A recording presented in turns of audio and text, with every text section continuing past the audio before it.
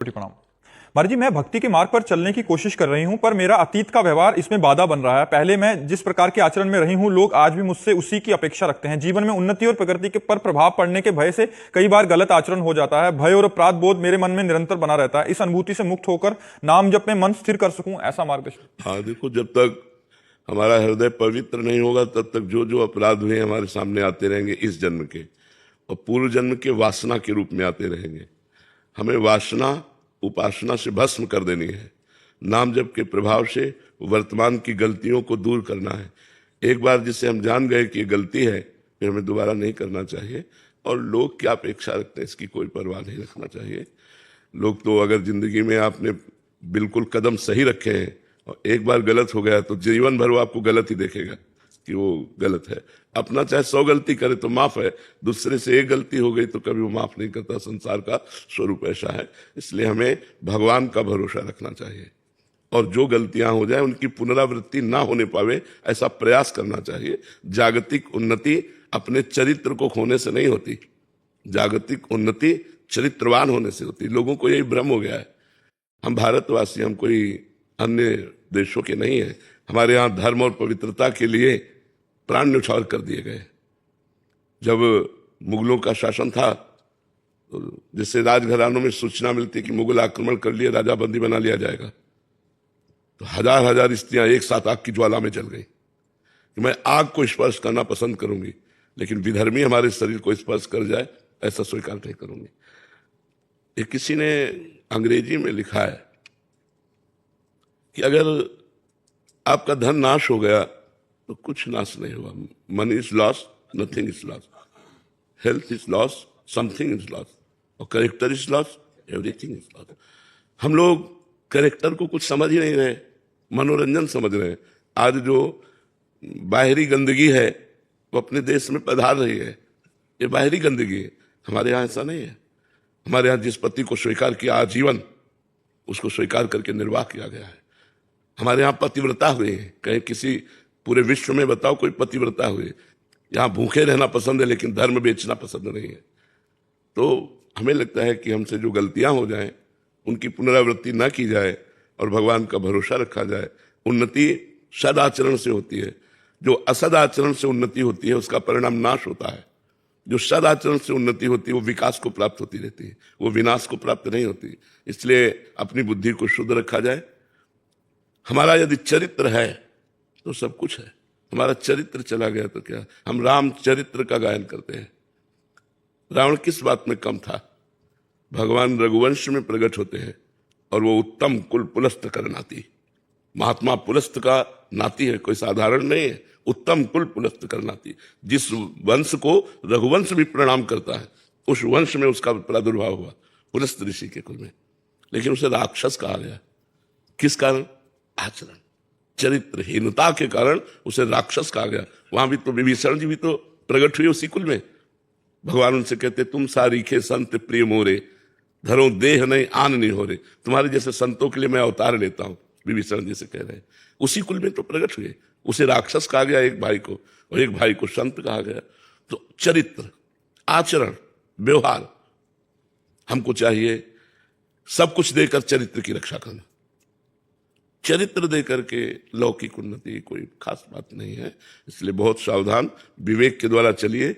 जो गलतियां हो गई वो हमसे भूल हुई, भूल को भगवान क्षमा करते हैं। भगवान का नाम जप कीजिए, नमक रोटी खाइए, लेकिन धर्म से चलना सीखिए तो आपको शांति मिलेगी, विश्राम मिलेगा। नहीं तो ये हमारे शब्द याद कर लीजिए: भय, चिंता, शोक, नकारात्मक विचार, आखिरी में डिप्रेशन, परिणाम। अगर गलत आचरणों में बढ़ते चले गए तो इस लाइन पर क्लियर बिल्कुल आप समझ लीजिए, यही लाइन चलेगी। भय, चिंता, शोक, नकारात्मक विचार, निगेटिव विचार इतने कि आप डिप्रेशन में पहुंच जाओगे। आखिरकार सोच बदल जाएगी कि ऐसा जीना भी क्या, और फिर आखिरी परिणाम बहुत भयावह होता है। इसलिए धर्म से चलो तो निर्भय, निश्चिंत, निशोक और अमरत्व, भगवान की प्राप्ति। नाम जप करो, अच्छे आचरण वाले बनो। लोगों के कहने से हमें कोई प्रभाव नहीं पड़ना। हमें अपना जीवन सुदृढ़ अपने लिए रखना चाहिए कि हम जैसे हैं हमारे भगवान जानते हैं। ये क्या कहता है इस बात पर हमें ध्यान नहीं देना। लोगों की बातों के लिए जीते हैं कि लोग हमें अच्छा कहें। आप अच्छे जियो, पूरा संसार अच्छा कहेगा। आज नहीं तो कल कहेगा। चलो तो सही ढंग से चलो जी। केदार सिंह जी दिल्ली से। राधे राधे। राधे राधे महाराज जी। महाराज जी, आत्मबोध, ज्ञान प्राप्ति के पश्चात अंतर यात्रा और परमानंद की अनुभूति बनाम नाम जप की निरंतरता, इन दोनों मार्गों की सार्थकता और प्रभाव में क्या भिन्नता है महाराज जी? जब हम नाम जप करते हैं तो हमारी बुद्धि पवित्र हो जाती है। जब सब पाप नष्ट हो जाते हैं तो हमारी बुद्धि में विवेक का उदय होता है। विवेक लोक परलोक के भोगों से वैराग्य दिलाता है। और जब वैराग्य दृढ़ होता है तो ब्रह्मबोध प्रदान करने वाला ज्ञान प्रकट होता है। और उसी ज्ञान से इस अनात्मा शरीर से राग नष्ट करके अपने स्वरूप बोध में स्थित हो जाता है महात्मा। वही महात्मा है जो स्वरूप बोध में स्थित है। बाहरी वेशभूषा को महात्मा नहीं कहते, आंतरिक स्थिति को महात्मा कहते हैं। तो नाम जप के बिना संसार का चिंतन नहीं छूटेगा। संसार का चिंतन जब तक नहीं छूटेगा तो चिंतन के द्वारा राग बना रहेगा, इसलिए उसे वैराग्य न होने के कारण शुद्ध ज्ञान नहीं होगा। और भगवान का नाम सच्चिदानंदमय है। तो जब सच्चिदानंद का चिंतन होगा तो जगत का चिंतन छूटा तो सच्चिदानंद के चिंतन से ज्ञान और जगत के चिंतन से अज्ञान। तो ज्ञान से स्वरूप बोध, ज्ञान से संपूर्ण लोक लोकांतरों में एक ही परम तत्व विराजमान है, ऐसा बोध। किसका प्रश्न है? समझ में आ रही बात? इसलिए नाम जप की अत्यंत आवश्यकता है। बिना भगवान का नाम जप किए न वैराग्य दृढ़ होगा, न भक्ति दृढ़ होगी, न ज्ञान दृढ़ होगा। देखो सनक सनंदन सनातन सनत कुमार ये आत्मबोध संपन्न महापुरुष है और हर समय रटते रहते हैं हरि शरणम हरि शरणम हरि शरणम हरि शरणम। भगवान शंकर बोध प्रदान करने वाले जगत गुरु हैं, आत्मज्ञान प्रदान करने वाले जगत गुरु हैं। हर समय भगवान का नाम जपते रहते हैं, भगवान का चरणोदक गंगाजल अपने माथे पे धारण करते हैं। तो चाहे ज्ञान हो, भक्ति हो, वैराग्य हो, बिना भजन के नहीं प्राप्त होता। केवल पढ़ लेने से या सुन लेने से या प्रवचन कर लेने से आत्मबोध नहीं होता, उसके लिए भजन करना पड़ता है। समझ में आई बात? अविनीश जी दिल्ली से। राधे राधे महाराज जी। महाराज जी, सच्ची भक्ति की पहचान क्या होती है? तदर्पिता अखिलाचारिता तत्स्मरणेन परम व्याकुलते थी। समस्त आचरण भगवान के अनुकूल और एक क्षण के लिए भगवान का विस्मरण होना, प्राण व्याकुल हो जाना। जैसे मछली को जल से अलग करो तो तड़पने लगती है, ऐसे भगवान को भूल जाने पर एक तड़पन पैदा होना है। मैं कैसे भूल गया? भगवान का तद विस्मरणेन परम व्याकुलते थी। भगवान का विस्मरण होने पर हृदय व्याकुल हो जाए और जितने आचरण हैं, जितने कर्म हैं, वो सब भगवान को समर्पित हो। भगवान को समर्पित कर्म वही होते हैं जो पाप आचरण नहीं होते। तदर्पिता अखिलाचारिता, अखिल माने सब, सब आचरण भगवान को समर्पित हो, अर्थात परम पवित्र आचरण हो और निरंतर भगवान का सुमिरन हो। जरा सा विस्मरण हो जाने पर हमारा हृदय व्याकुल हो जाए, ये उत्तम भक्ति की पहचान है। उत्तम भागवत वही है जो त्रिभुवन की राज्य लक्ष्मी देने पर भी आधे पल के लिए भगवान का विस्मरण नहीं करता। अगर त्रिभुवन की राज्य लक्ष्मी जी जाए तो और कहा जाए कि आधे पल के लिए भगवान का भजन छोड़ दो, तो वो नहीं छोड़ेगा। उसे ही उत्तम भागवत कहते हैं। उत्तम भागवत वही त्रिभुवन की राज्य लक्ष्मी देने पर भी आधे पल के लिए भगवान का विस्मरण न करे, इतनी आसक्ति हो जाए भगवान में, उसे ही कहते हैं उत्तमा भक्ति। उत्तम भक्ति का स्वरूप, इसी से प्रेम लक्षणा भक्ति का प्रादुर्भाव होता है। प्रेम इसी से प्रकट होता है। समझ पाया? वीरेंद्र जी करनाल से। जी हरिवंश महाराज।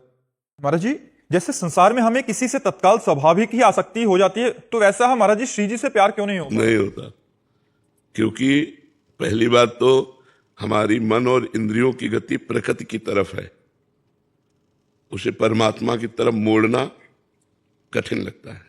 विषय प्रिय लगते हैं, शरीर प्रिय लगता है, संसार प्रगट है और वो अप्रकट है। इसलिए विषय प्रियता के कारण, देहाभिमान के कारण, संसार प्रियता के कारण उनमें प्रेम नहीं हो पाता। उनके प्रेम के साधन है नाम जप करना, संतों का संग करना, वाणी जी का गायन करना, लीला चरित्रों का श्रवण करना, भक्तों के चरित्र सुनना, परोपकार करना। ये करो, धीरे धीरे धीरे धीरे जब आपका संसार राग मिटेगा तो भगवान से अनुराग हो जाएगा, श्री जी से प्रेम हो जाएगा। और जब प्रेम होता है तब दर्शन होते हैं। इसकी परीक्षा होगी, जगत के भोग और जगत की रूप दिए जाएंगे और आप जब ना कर देंगे, उसमें पास हो जाएंगे, तो आपको प्रेम हो जाएगा भगवान से।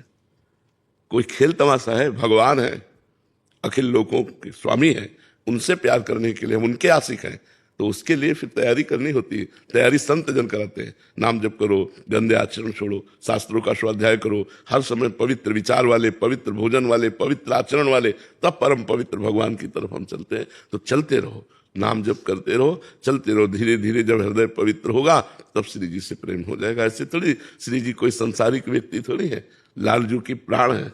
लाल बिहारी को प्राण जीवन धन, वार पियत नित पानी, मेरी महारानी श्री राधा रानी। तो इसलिए बहुत धैर्य पूर्वक चलना होता है, लंबे समय तक कष्ट सहकर चलना होता है, काम क्रोध आदि विकारों से बचना होता है, तब जाके कहीं श्री जी से अनुराग होता है। सत्यम जी। राधे राधे महाराज जी। महाराज श्री, आपने एक बार सत्संग में बताया था कि कोई व्यक्ति ये 10 नामापराध करता है तो उसको नाम जप का फल नहीं मिलेगा, किंतु महाराज जी उस व्यक्ति ने वो नामापराध नाम जप शुरू करने से पहले करे हो, तो महाराज जी अगर बीच में भी करे हो, मान लो पहले की बात का, बीच में भी करे हो और उसको पश्चाताप हो रहा है कि मेरे से गलती हो गई, तो नाम कीर्तन कर रहा है, नाम जप कर रहा है, तो सब बराबर हो जाएगा, ठीक हो जाएगा, चल देगा। पहले की तो बात जाने दो, वर्तमान में भी हो जाए, मनुष्य है हम, हमसे गलती हो सकती है, तो उसका प्रायश्चित भी है।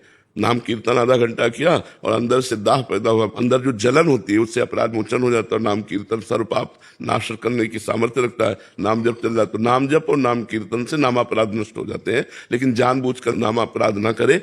स्वयं अगर कोई ऐसी कुसंगवशात चेष्टा बन जाए तो हमको नाम जप नाम कीर्तन से उसे नष्ट कर देनी चाहिए, चिंता नहीं करनी। अनीता जी, गुजरात। श्री हरिवंश महाराज जी। महाराज जी, गजेंद्र मोक्ष स्त्रोत के परिचय में लिखा है कि जो मनुष्य रात्रि के शेष अथवा ब्रह्म मुहूर्त के प्रारंभ में जगकर इस स्त्रोत का पाठ करता है तो उसे मृत्यु के समय निर्मल मति अपनी स्मृति प्रदान करता है और वो मनुष्य भगवान को प्राप्त करता है। महाराज जी, मेरा निवेदन है कि आप इस मुहूर्त के समय अर्थात कितने बजे से कब तक ये समय रहता है ब्रह्म मुहूर्त? ब्रह्म मुहूर्त तो 4 बजे से माना जाता है, प्रातःकालीन ब्रह्म मुहूर्त 4 बजे से माना जाता है। 4 बजे जब प्रातःकालीन तब माना जाता है। देखो, हर स्तोत्र का एक फल है। कोई भी स्तोत्र पढ़ो तो उसकी फल स्तुति लिखी है, लेकिन सब स्तोत्रों का फल है निरंतर भजन करना। अगर हम निरंतर भजन नहीं करते तो भगवान की प्राप्ति कठिन है। हम 40 मिनट 50 मिनट में गजेंद्र मोक्ष का पाठ कर लिया, इसके बाद विषय चिंतन कर रहे हैं, संसार के खेल खेल रहे हैं, संसारिकता में कैसे बात बनेगी? भगवान तो कहते हैं अनन्यस चिंतयन्तो माम ये जना परिपासते, जो मेरा अनन्य चिंतन करते हैं, मेरी अनन्य उपासना करते हैं, मैं उनको प्राप्त होता हूं। तो माना गजेंद्र मोक्ष का पाठ करने से अंतिम समय भगवान कृपा करेंगे, स्मृति देंगे। मान लो गजेंद्र मोक्ष का पाठ किया, इसके बाद हम संसारिक चिंतन में मरे, कोई घटना घट रही, अचानक दिल फेल हो गया, हम कोई बात कर रहे थे, कुछ कर रहे, तो हमारी सदगति रुक जाएगी। जरूरी थोड़ी कि हम आराम से सैया पे लेट के फिर हम जाएं।